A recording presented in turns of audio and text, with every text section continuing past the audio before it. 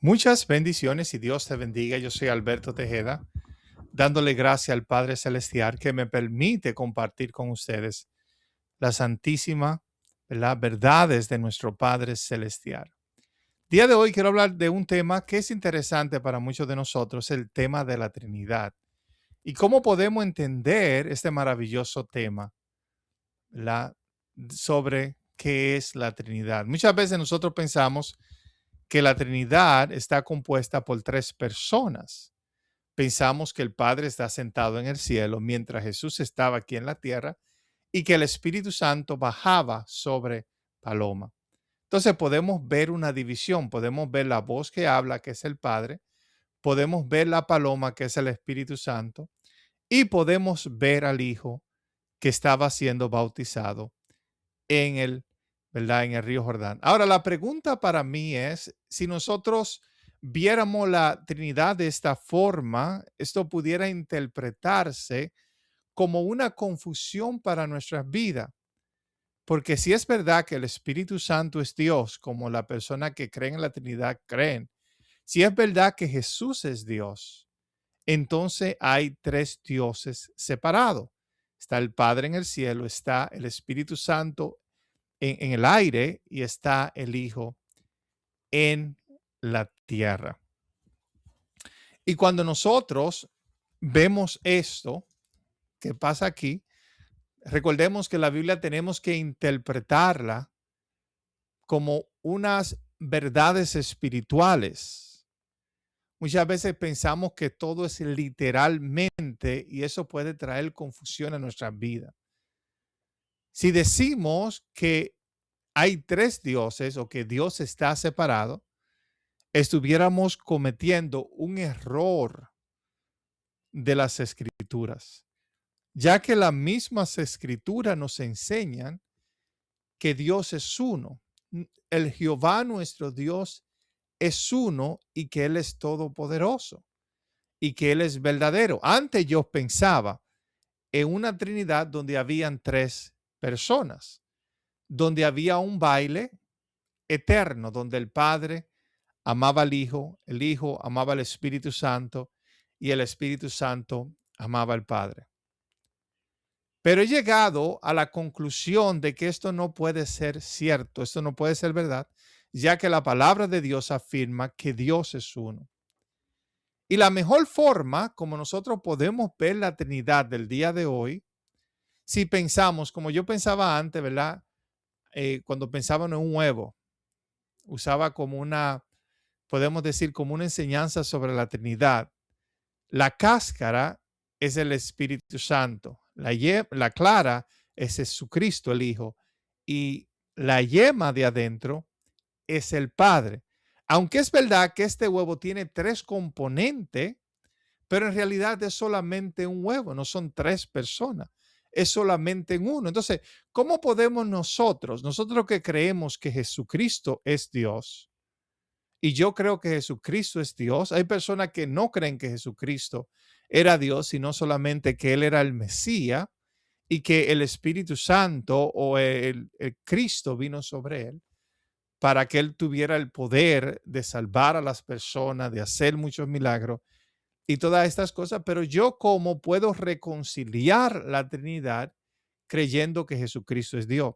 Y de la forma como yo lo veo, era como lo veía aquel científico, teólogo, podemos decir, un hombre llamado Emanuel Swedenborg, ¿verdad? Hace muchos años, un suizo, ¿verdad? Una persona de este país que enseñó acerca de las doctrinas bíblicas y de esta enseñanza.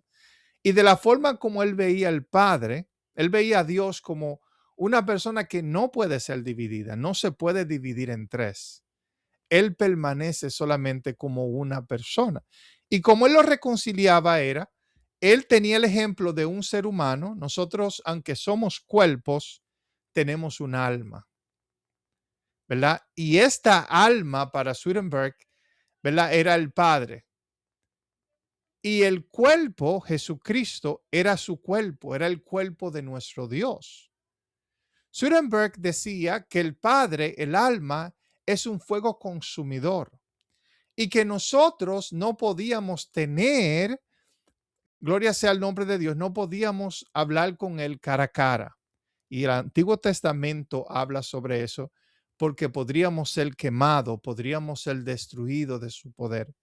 Aún así, Dios quería que nosotros pudiéramos verlo cara a cara o que pudiéramos hablar. ¿Y qué él hizo? Él tomó un cuerpo, él tomó una forma de hombre, el cual es nuestro Señor y Salvador Jesucristo. Y es por eso que podemos decir que Jesucristo es Dios, porque su alma estaba en ella, ¿verdad? El Padre Celestial, el Dios de todas las cosas. Entonces, cuando Jesús oraba, cuando Jesús intercedía, él estaba orando a su propia alma, él estaba orando a su propio subconsciente, al Dios que mora dentro de él. Y nosotros sabemos que tenemos dos personalidades. Tenemos la personalidad que la persona vende afuera, tenemos nuestro cuerpo, que es ese instrumento con que nosotros nos movemos y es parte de nosotros, pero también tenemos nuestra alma, tenemos nuestra conciencia, ¿verdad? Que mora dentro de nuestras vidas. Y así nosotros podemos ver la Trinidad, aunque Swedenborg sí creía en la Trinidad, pero él creía que la Trinidad consistía del alma que es Dios, y Dios mora en todos nosotros también. El consciente de Dios, ¿verdad? Mora en cada uno de nosotros. Nosotros también somos parte de Dios, pero cuando se trata de Jesucristo, Jesucristo en el cuerpo de parte de su madre era todo hombre, 100% hombre, pero de parte del Padre Celestial que se encarnó en este cuerpo, que tomó este cuerpo para encarnarse. Él mismo se convirtió en hombre. ¿Para qué? Para que nosotros pudiéramos tener una relación personal, para que nosotros pudiéramos entender mejor su mensaje. Cuando Dios le habló a Moisés en el monte Sinaí, Dios le dio los 10 mandamientos, pero sabemos lo que pasó con los 10 mandamientos, que Moisés lo expandió. Moisés lo convirtió en muchos más mandamientos.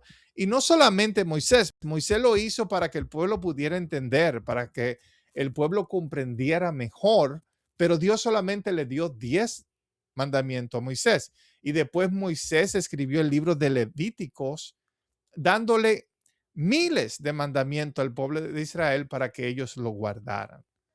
Pero en verdad los principales mandamientos son 10 mandamientos que Dios lo dio. Ahora, cuando Dios se hace hombre, Él no dejó de ser Dios. ¿Por qué? Porque el alma de Jesucristo era el Padre Celestial. Él no dejó de ser Dios. Y cuando Él vino aquí a la tierra, Él trajo ese mismo mensaje, pero reducido a dos formas. ¿Para qué? Para que el hombre no le agregue más mandamiento. Ama a Dios y ama a tu prójimo como a ti mismo. Te diría entonces, ¿cuál es el Espíritu Santo?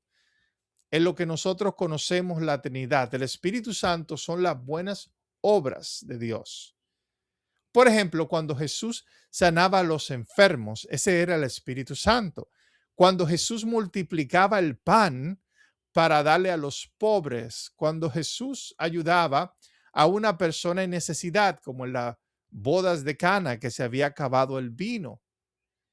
Entonces el Señor Jesús viene y ora para que aquellas aguas se convirtieran en vino. Y la razón por la cual los judíos bebían vino era como una forma de purificación del agua, ya que ellos no tenían los instrumentos que nosotros tenemos el día de hoy de purificación del agua. Si ellos se bebían el agua pura, ellos se enfermaban, pero cuando la fermentaban con uvas, lo que es conocido como el vino nuevo, lo que sucedía es que estas bacterias se morían o estas bacterias no le hacían daño a aquellos que lo tomaran.